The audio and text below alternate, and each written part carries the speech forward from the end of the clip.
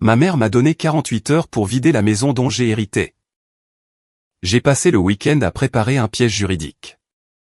Et le lundi, je l'ai fait se refermer, sous les yeux de la police.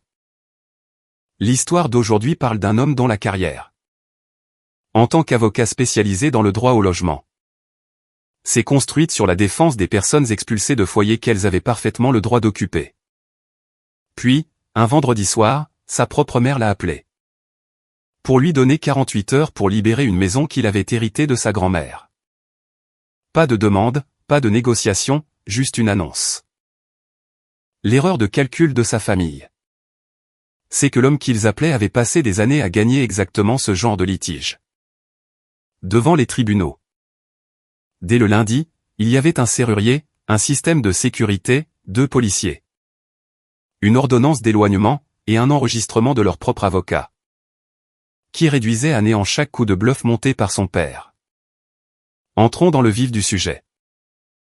Ma mère m'a appelé vendredi soir, et m'a donné 48 heures pour libérer la maison dont j'ai hérité. J'ai passé le week-end à préparer un piège juridique. Lundi, je l'ai fait se refermer, sous les yeux de la police. Je suis avocat spécialisé dans le droit au logement, à Boston. Tout mon travail consiste à protéger des personnes qui sont expulsées de logements qu'elles ont légalement, tout à fait le droit d'occuper. Je connais le droit immobilier de la même façon que la plupart des gens connaissent leur trajet pour aller au travail. C'est automatique, instinctif, une seconde nature. J'ai passé des années à me battre contre des propriétaires, des promoteurs et des membres de la famille, qui essaient de prendre ce qui ne leur appartient pas.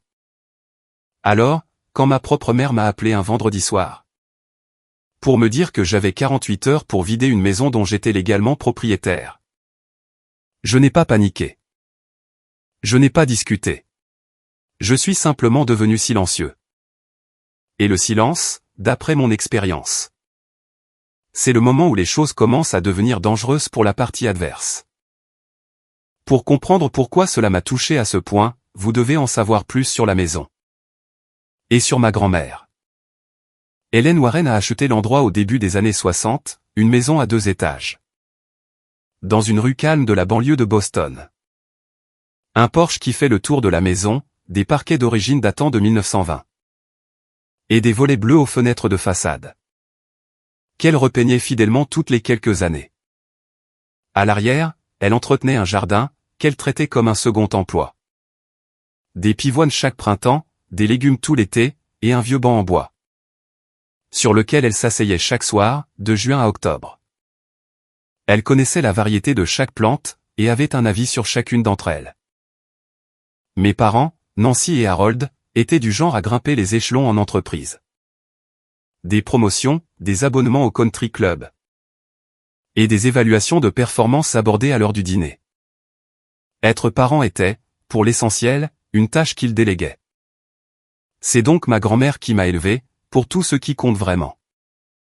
Les étés, et la plupart des week-ends depuis que j'étais petit, cette maison était mon foyer. Elle m'a appris à réparer un robinet qui fuit avant mes 10 ans, à reboucher une cloison sèche, à changer un pneu, et à cuisiner un repas de Thanksgiving complet, en partant de zéro. Elle avait cette phrase qu'elle disait souvent, un homme capable d'entretenir les choses n'a besoin de dépendre de personne. Enfant, j'opinais du chef, sans vraiment en saisir tout le sens. Aujourd'hui, je le comprends. Quand je suis entré à l'école de droit, elle a transformé la véranda en bureau pour moi. Des plantes sur chaque rebord de fenêtre, une belle lumière, et un petit bureau coincé dans le coin. Je m'asseyais là, et je préparais l'examen du barreau, entouré de ses fougères. Et de l'odeur de ce qu'elle cuisinait dans la pièce d'à côté. L'examen du barreau est un marathon de 3 jours, et j'étais terrifié à l'idée de le passer. Elle ne m'a pas fait de discours d'encouragement, ni de discours de motivation. Elle se contentait de garder le café chaud. Et de déposer des assiettes de nourriture devant ma porte. Quand j'ai réussi mon examen, elle a préparé un rôti entier. Et a agi comme si j'avais gagné un championnat. Mes parents sont venus pour fêter l'événement, mais sont partis tôt, pour un dîner d'affaires. Elle m'a tapoté l'épaule, et a dit, tant pis pour eux. Et ça s'est arrêté là. Elle était comme ça. Pas de drame, pas de cérémonie. Elle a simplement été présente, sans faillir, pendant 30 ans. Je me souviens avoir eu environ 13 ans, et j'étais persuadé d'avoir cassé le robinet de la cuisine. J'avais complètement foiré le filetage, en essayant de réparer une fuite moi-même. J'étais terrifié à l'idée de le lui dire. Elle est entrée, a regardé la chose, a hoché la tête une fois, et a dit, « D'accord, maintenant. On va apprendre à la dure. » Elle est allée à la quincaillerie, a acheté la bonne pièce, et est revenue. Et nous l'avons réparée ensemble. Elle n'en a pas fait une leçon de morale. Elle n'en a pas fait un discours. Elle a juste rendu normal le fait que réparer les choses, c'est ce que font les gens. Et que les erreurs sont simplement le prix à payer pour apprendre. À mes 17 ans, j'aurais probablement pu reconstruire la moitié de cette maison de A à Z, ce qui, avec le recul, était exactement son intention. Elle écrivait aussi, surtout des lettres. À chaque fois que j'étais absent, l'université, l'école de droit. Ou cet été où j'étais greffier à Washington DC, elle m'envoyait une lettre. Toutes les 2 semaines. Elles étaient tapées sur cette vieille machine, qu'elle gardait sur le bureau de la cuisine. Des nouvelles du quartier, des mises à jour sur le jardin. Et des observations sur le livre qu'elle était en train de lire. Elle ne donnait jamais l'impression qu'elle écrivait juste pour vérifier que j'allais bien. C'était plutôt des dépêches. Envoyées depuis un endroit où quelqu'un était sincèrement heureux que vous existiez. Je les ai toutes gardées. En fait, j'ai gardé les siennes, et elle a gardé les miennes. J'ai découvert, après son décès, qu'elle avait conservé toutes les lettres que je lui avais jamais envoyées. Elles étaient classées dans l'ordre, datées, dans une boîte en bois. Celle-là, elle m'émeut encore parfois. Ma sœur, Stéphanie, a 4 ans de moins que moi. Elle a pris un chemin différent, est allée dans l'école de commerce choisie par mes parents. A épousé l'homme qu'ils approuvaient, et n'a jamais, ne serait-ce qu'une fois, contesté quoi que ce soit qu'ils aient dit. Elle est devenue ce qu'ils avaient toujours voulu. Moi, je suis devenu celui qui a choisi le droit d'intérêt public au lieu du droit des affaires. Qui a gagné sa première grande affaire en protégeant un groupe de locataires âgés contre une expulsion illégale. Et qui a entendu son père qualifier cela de « petite envergure », comparé au « vrai droit ». C'était ça, la dynamique. Et ça l'avait été aussi loin que je m'en souvienne. Quand grand-mère Hélène est décédée, il y a 3 ans, son testament était net et précis. La maison me revenait. Point final. Pas de conditions, pas de clause particulière, et rien de laissé à l'interprétation. Son avocat l'avait rédigé avec soin, et elle l'avait signé en toute lucidité. J'ai aussi reçu une lettre, de sa propre écriture, longue de 3 pages.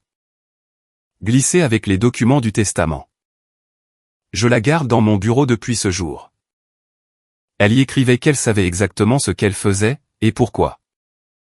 Cette maison avait abrité 4 générations. Et elle voulait qu'elle revienne à quelqu'un qui l'apprécierait vraiment. Elle savait ce que cet endroit représentait pour moi. Et elle s'est assurée qu'il soit protégé. Mes parents sont restés de marbre lors de la lecture, et n'ont fait aucun commentaire officiel. J'en ai pris bonne note.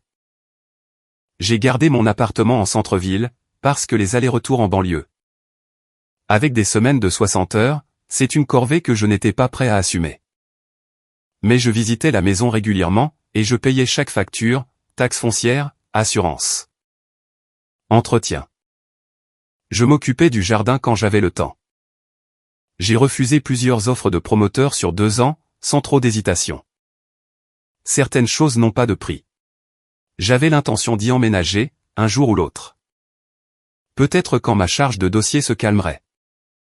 Ou quand je serais prêt à mettre un peu plus de distance entre moi et la ville. Je ne me pressais pas.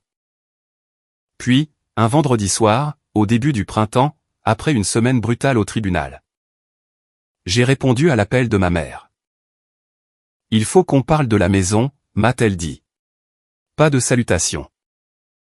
Je me suis assis sur mon canapé. D'accord. Le divorce de ta sœur a été finalisé le mois dernier. Elle et Amanda n'ont nulle part où aller. Ton père et moi avons décidé qu'elle s'installerait dans la maison de ta grand-mère. J'ai dit, aussi calmement que possible. Cette maison est à moi. Grand-mère me l'a léguée dans son testament. Ne sois pas difficile, Cal. Tu n'y vis même pas. Elle reste vide. Alors que ta sœur et ta nièce ont besoin d'un toit. La famille est de la famille. J'ai repris les faits, de façon claire. Le testament avait été exécuté légalement. Je payais chaque facture associée à la propriété. Je l'entretenais. Ce n'était pas une question d'égoïsme. C'était une question de savoir à qui appartenait la maison. Et la réponse à cette question se trouvait dans un document public et enregistré. Ton père a déjà parlé avec Martin, a-t-elle dit. Martin était l'avocat de la famille, celui que mes parents utilisaient depuis 30 ans. Il y a des clauses dans le testament que nous pouvons contester. Des exigences de résidence que tu ne respectes pas. C'était un mensonge pur et simple. Je connaissais ce testament sur le bout des doigts, et il n'y avait aucune clause de ce genre. Ma grand-mère m'avait légué la maison sans condition. Mais je n'ai rien dit de tout cela. J'ai continué à écouter. Tu as 48 heures pour récupérer tes affaires personnelles. Après ça, Stéphanie emménage. Avant que je ne puisse répondre, la voix de mon père a retenti sur la ligne. Il était sur une deuxième extension depuis le début. Cal. Ce n'est pas négociable. Stéphanie a plus besoin de la maison que toi. Combattre cette décision ne fera que faire du mal à ta nièce. Est-ce vraiment ce que tu veux? Priver un enfant d'un foyer stable. Tout ça parce que tu t'accroches à des sentiments? La manipulation était transparente, et n'avait rien de nouveau. J'avais entendu des versions de ce discours toute ma vie. Que mes préférences étaient intrinsèquement égoïstes. Que les besoins de la famille primaient toujours sur les miens. Je leur ai répondu que j'avais besoin de parler directement à Martin. Avant que quoi que ce soit n'avance. Il n'est pas disponible avant lundi, a dit mon père. Les papiers seront prêts lundi, mais le délai est de 48 heures. Sois raisonnable, pour une fois. L'appel s'est terminé. Dans les 5 minutes qui ont suivi, Stéphanie m'a envoyé un texto, je sais que c'est difficile. Mais Amanda et moi n'avons nulle part d'autre où aller. Maman dit que tu n'utilises jamais la maison de toute façon. Je te promets que j'en prendrai bien soin. Je peux t'aider à déménager tes affaires ce week-end. Si tu veux. J'ai posé mon téléphone face contre le comptoir, et je suis resté debout. Devant la fenêtre de la cuisine, pendant 1 minute. Pas stupéfait, à proprement parler. C'était plutôt comme regarder une image devenir nette. J'avais passé des années à voir des familles faire des variantes de ça. Le parent qui se sent tout permis. Et qui décide que les dernières volontés d'un parent décédé étaient mauvaises. Le frère ou la sœur qui décide que son besoin prime sur la loi. Le parent qui confond autorité et droit de propriété. J'avais combattu toutes ces affaires, de l'extérieur. Maintenant, je me tenais au beau milieu de l'une d'elles. Et c'était dans ma propre cuisine. Et c'était la maison de ma grand-mère. Et mes parents avaient réservé un camion de déménagement. Mais ils avaient appelé la mauvaise personne. Je me suis rassis, et j'ai commencé la liste. Changement des serrures, 1re heure samedi. Caméra de sécurité. Thomas, s'il était disponible. Jackie, pour une confirmation juridique. La requête d'ordonnance d'éloignement, si on devait en arriver là. Tous les documents concernant cette maison, organisés et prêts. J'avais fait des tris d'urgence de ce genre pour des clients, des centaines de fois. Le fait que ce soit personnel, ne changeait rien au processus. Attendez. Pour les auditeurs, c'est moi qui interviens. Pas Cal.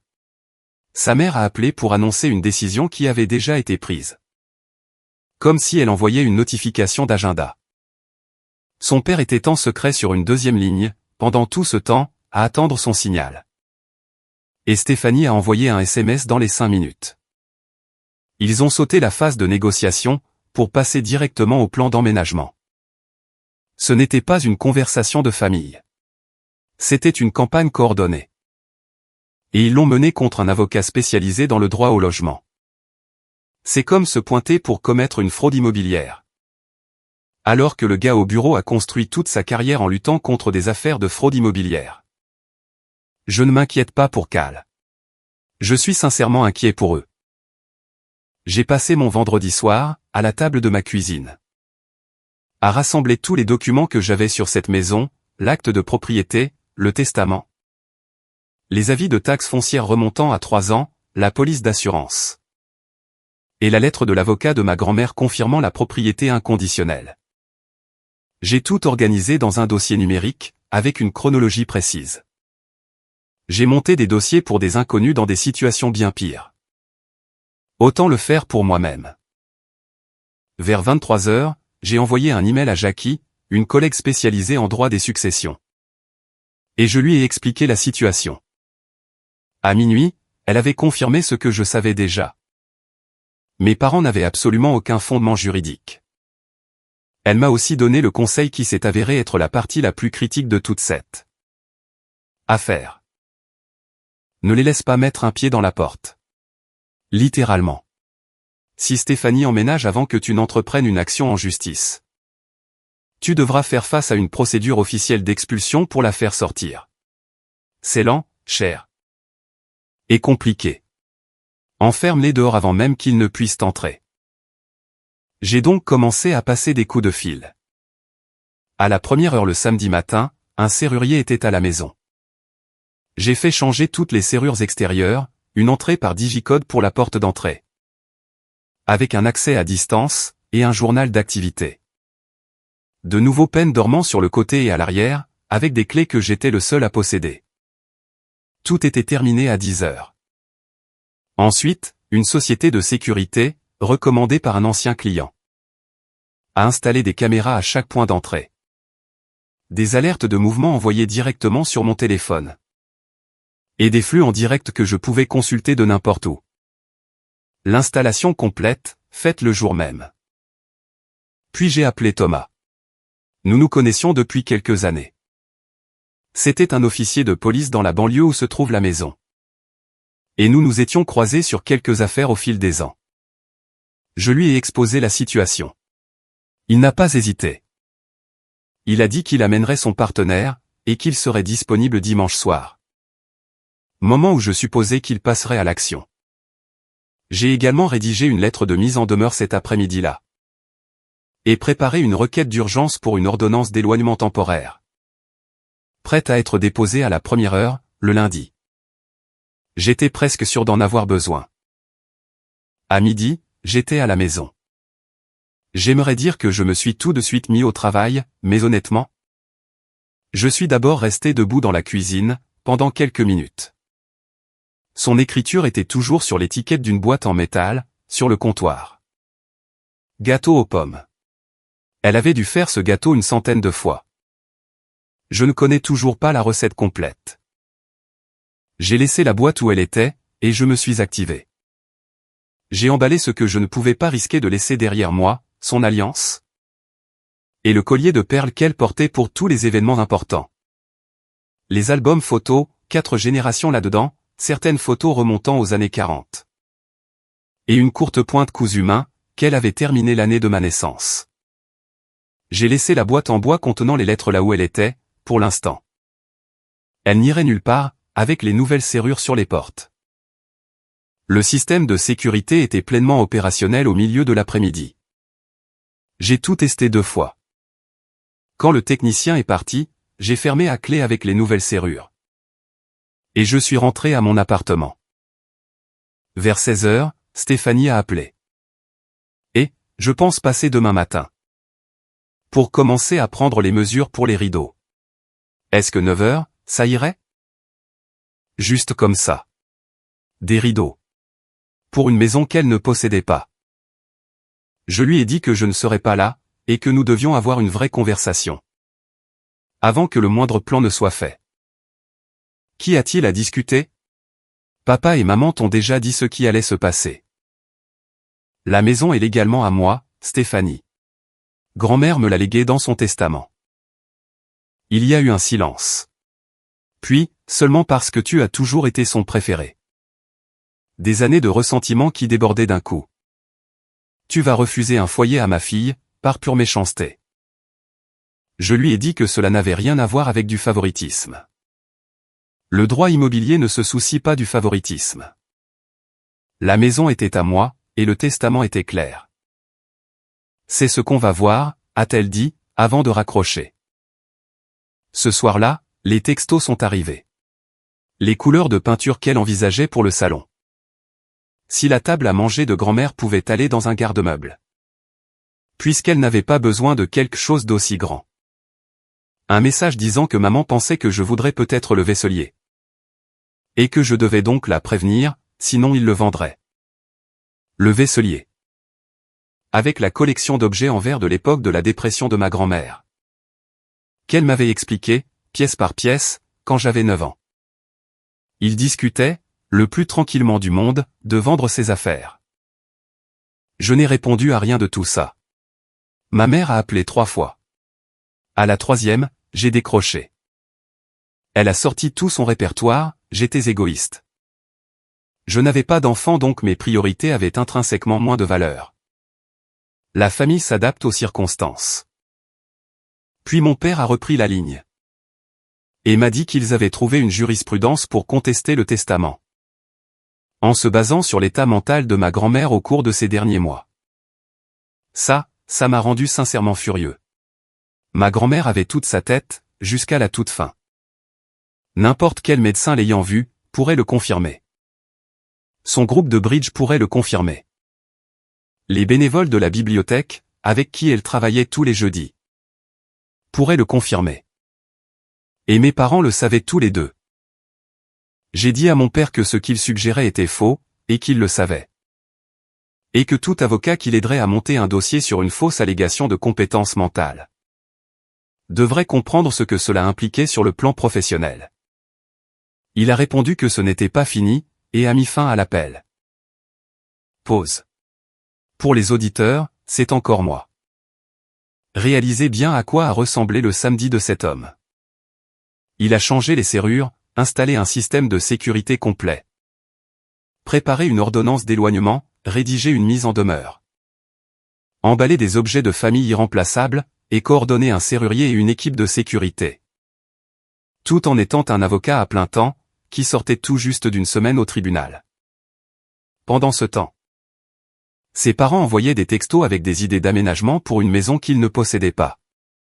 Son père menaçait d'inventer de toutes pièces une histoire de déficience mentale à propos de sa propre mère décédée. Devant un juge. C'est digne d'Ocean S11. Le braquage est déjà en cours. Le méchant fait encore des discours. Lundi est sur le point d'être très éducatif, pour tout le monde dans cette allée. Le dimanche après-midi, la sonnette de mon immeuble a retenti. J'ai regardé la caméra du bâtiment, et j'ai vu mes parents et Stéphanie, debout à l'extérieur. Stéphanie avait amené Amanda, ma nièce de 5 ans. Je leur ai ouvert la porte de l'immeuble. Ma mère est entrée. Arborant l'expression de déception blessée qu'elle déploie sur moi depuis que je suis adolescent. Cette combinaison très particulière de souffrance et d'accusation. Qu'elle utilise quand elle veut prendre la supériorité morale, sans la mériter. Mon père avait un dossier sous le bras. Stéphanie a fait avancer Amanda directement au premier rang du groupe. À l'instant même où la porte s'est ouverte. Premier mouvement, poids émotionnel maximal. Oncle Cal. Est-ce qu'on va aller vivre dans la maison avec la grande balançoire? A demandé Amanda. Manifestement briefée. Elle a 5 ans. Elle n'a pas d'opinion personnelle sur le logement. Avant que Stéphanie ne puisse continuer, j'ai pris ma tablette sur la table basse. J'ai ouvert une application pour enfants, et je l'ai tendue à Amanda. Elle l'a prise, et s'est installée sur le canapé, sans se plaindre. Ma mère avait l'air agacée. Stéphanie avait l'air furieuse. C'était inutile, a dit Stéphanie.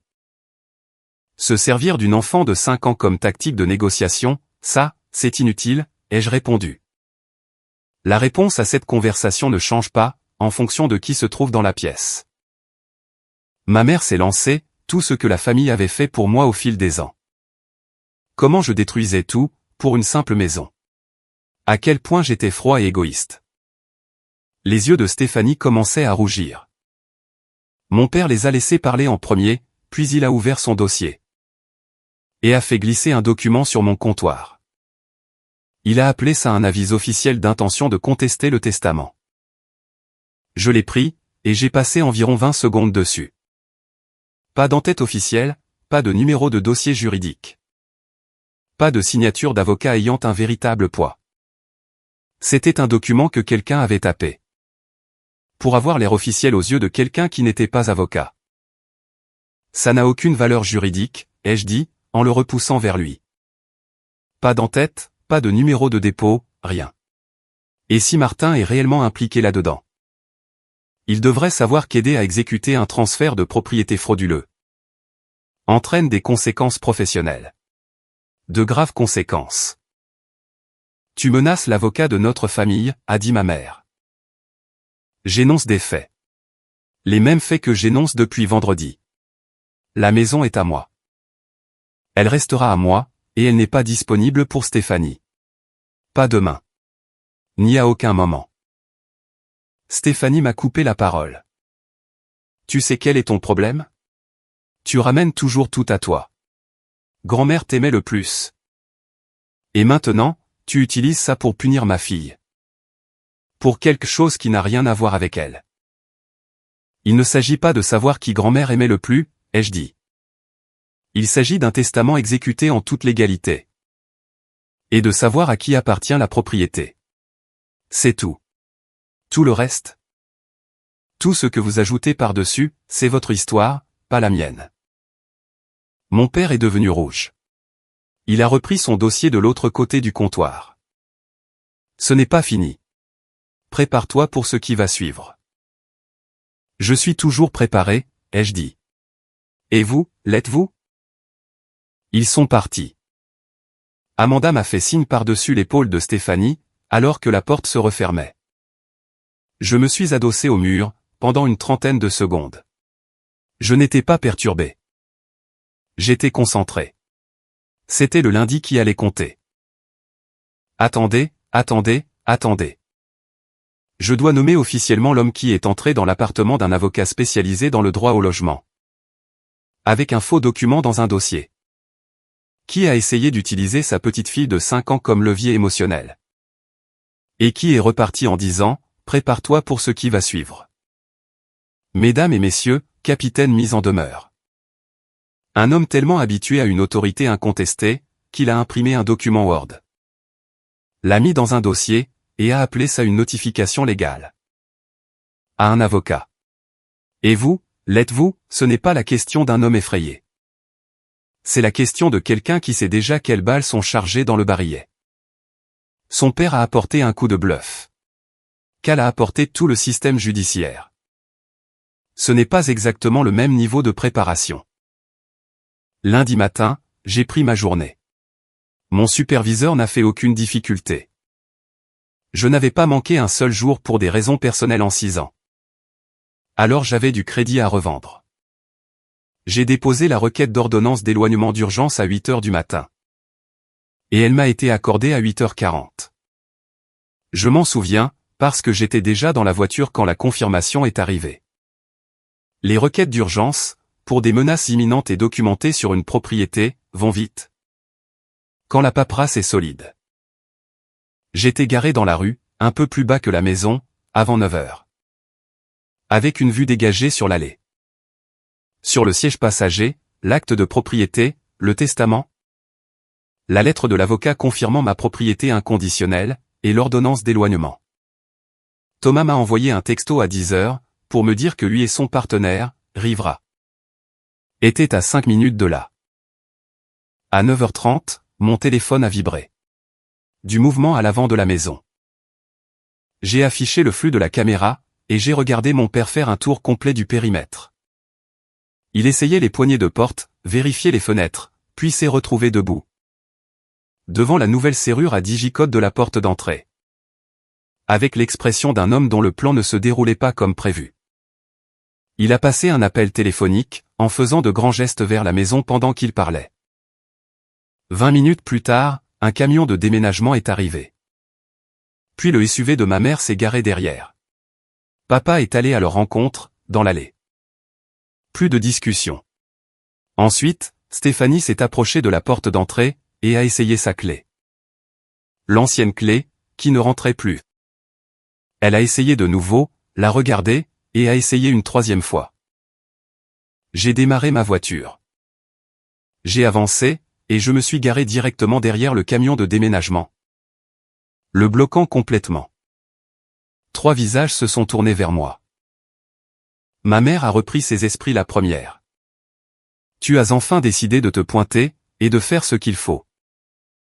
Je suis ici pour m'assurer que ce qu'il faut soit fait, ai-je répondu. La voiture de patrouille de Thomas s'est rangée le long du trottoir, pile au bon moment. Lui et Rivera sont sortis, calmes et professionnels. Mon père s'est redressé sa posture d'homme d'affaires. Celle conçue pour faire reculer les jambes et a demandé de quoi il retournait. Thomas a expliqué que j'avais demandé une présence policière pour une situation potentielle d'intrusion. Et que la propriété était enregistrée au nom de Cal Warren, qui n'avait accordé à personne la permission d'y entrer. Nous sommes sa famille, a dit Stéphanie. Ça ne change rien au registre de propriété, a dit Rivera, simplement. Je leur ai tendu à chacun une copie de l'ordonnance d'éloignement. Et j'ai attendu pendant qu'ils la lisaient. L'expression de ma mère est passée de la confiance au doute. Celle de Stéphanie est passée du doute à quelque chose proche de la panique. Mon père a lu tout le document lentement, la mâchoire serrée, puis il a levé les yeux. Et m'a dit que ça ne tiendrait pas. Et que Martin était déjà en train de préparer la contestation du testament. J'ai sorti mon téléphone. C'est intéressant, ai-je dit. Parce que j'ai appelé Martin, ce matin. J'ai appuyé sur lecture. Pour la petite histoire, Monsieur Warren. Je n'ai jamais conseillé à la famille Warren qu'il y avait des motifs pour contester le testament d'Hélène Warren. Le testament est juridiquement solide.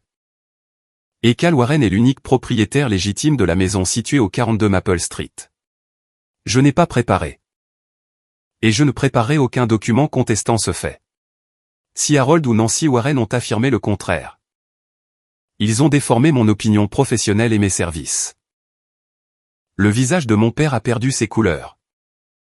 D'une manière que je n'avais vraiment jamais vue auparavant.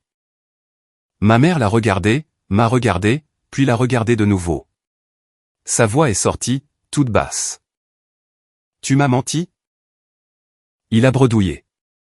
Martin était simplement trop prudent. Il y avait d'autres avocats. Je lui ai répondu qu'aucun avocat sérieux ne toucherait à une contestation aussi mince. Le testament avait été exécuté en bonne et due forme. Ma grand-mère avait toutes ses capacités jusqu'à la toute fin.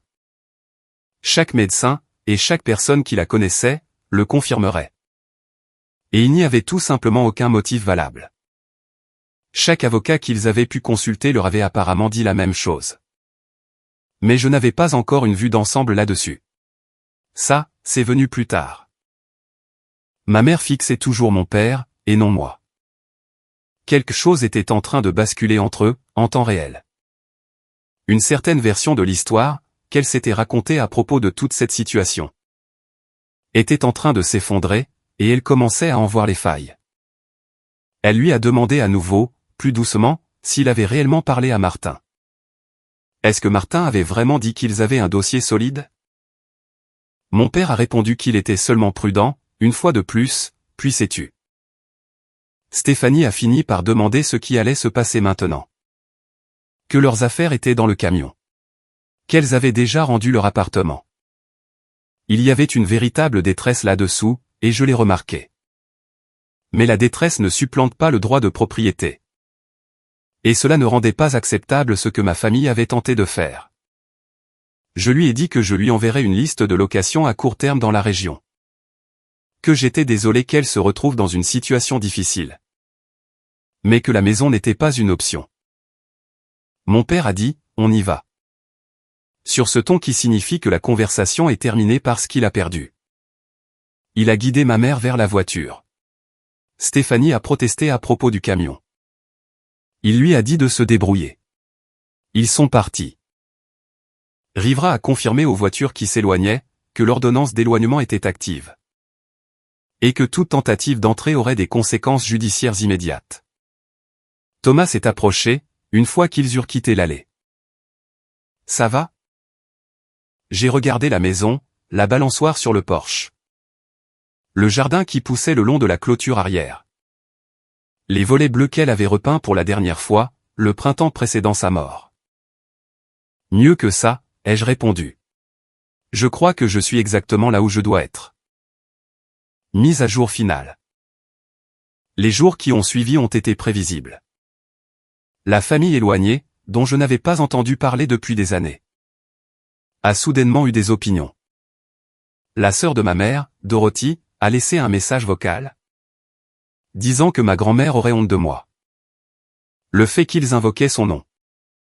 Pour faire pression sur moi afin que je viole ses volontés explicitement formulées. Légalement enregistrées, et signées devant témoins. Aucun d'entre eux n'a saisi l'ironie de la chose. Mon cousin Jack a été l'un des seuls à me demander ma version des faits. Avant de se forger une opinion. Quand je la lui ai expliquée, il m'a répondu par texto. Ça ressemble exactement à l'oncle Harold et à la tante Nancy. Bien joué. J'ai toujours bien aimé Jack. Sa mère faisait partie du groupe des messages vocaux. Les familles sont compliquées, de ce point de vue. Stéphanie a alterné entre la colère et le désespoir. Je recevais des « tu as tout gâché », puis, quelques jours plus tard, des « s'il te plaît ». Juste quelques mois pour que je puisse économiser pour une caution. J'ai gardé la même position, dans les deux cas. J'avais proposé de l'aider à trouver un autre logement, et de contribuer à un dépôt de garantie. Et cette offre restait valable. Mais la maison ne bougerait pas. Elle et Amanda ont emménagé dans la maison d'amis de mes parents en attendant. Ce que j'ai découvert plus tard par un ami commun. Ce qui signifiait que l'histoire du « nous n'avons nulle part où aller » avait été quelque peu exagérée dès le départ. Mais la partie qui m'a vraiment frappé est arrivée environ une semaine après la confrontation de lundi. Sous la forme d'un email de Martin. Il s'excusait de s'être retrouvé pris au milieu de tout ça. Et y avait joint un ensemble de documents. Que j'ai dû lire 2 fois avant d'en saisir toute la portée. Mes parents l'avaient consulté pour la première fois. Afin de contester le testament de ma grand-mère, il y a 3 ans de cela. Pas après le divorce de Stéphanie. Ce n'était que le prétexte qu'ils attendaient. Il avait refusé à l'époque, tout comme il avait refusé aujourd'hui. Mais il estimait que j'avais le droit de connaître toute l'histoire. Les emails joints expliquaient les choses clairement. Un plan délibéré, et mené sur le long terme. De multiples consultations d'avocats, sur 3 ans. Chacun d'entre eux avait dit à mes parents qu'ils n'avaient pas de dossier viable. Il y avait un email de mon père, adressé à un avocat qui avait refusé de prendre l'affaire. Il y écrivait, en partie, la décision de ma mère de laisser la maison à Cal. Plutôt que de permettre à la famille de déterminer sa meilleure utilisation. Était une vue à court terme, dictée par l'émotion. Nous devons corriger cette erreur. Corriger cette erreur. Une erreur. Qui consistait pour ma grand-mère à exercer son droit légal de léguer sa propre propriété à qui elle le souhaitait. Je suis resté assis à la table de ma cuisine, et j'ai lu ces emails pendant un long moment. Ce qui m'a touché, ce n'était pas la machination. J'avais déjà accepté que mes parents en soient capables. Ce qui m'a touché, ce sont les 3 années. Tous ces dîners de fête, tous ces appels téléphoniques. Tous ces moments où j'essayais d'être un membre adulte et raisonnable de cette famille. Alors qu'ils consultaient activement des avocats pour me prendre ma maison. Pendant tout ce temps. J'étais assis en face d'eux, à Thanksgiving, pendant qu'ils manigançaient ça. J'ai tout transféré à Jackie. Sa réponse a été courte et directe. Cela frisait la conspiration pour commettre une fraude immobilière.